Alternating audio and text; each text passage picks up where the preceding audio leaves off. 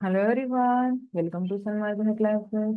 Let us see question number 18 of chapter Is matter around us pure?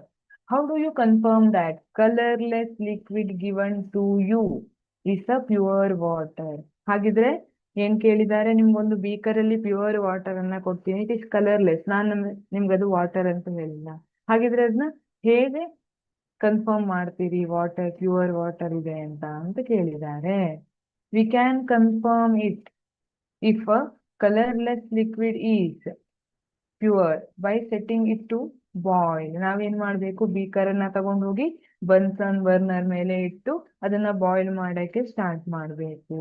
If it boils at 100 degree Celsius, ಅದು 100 degree Celsius, correct 100 degree Celsius ಅಲ್ಲಿ boil ಆಗಕ್ start ಆದ್ರೆ it is set to be a pure water. ಅವಾಗ ನಾನು ಅದನ್ನ pure water ಅಂತ ಹೇಳ್ಬಹುದು.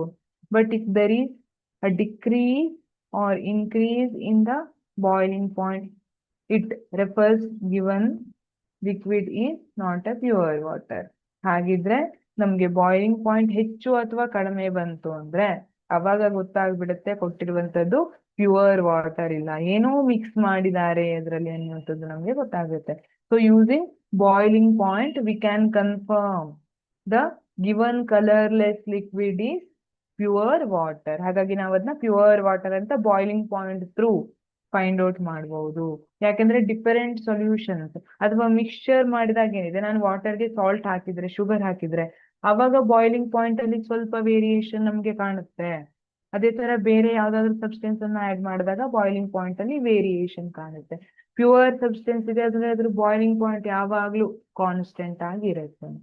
Thank you.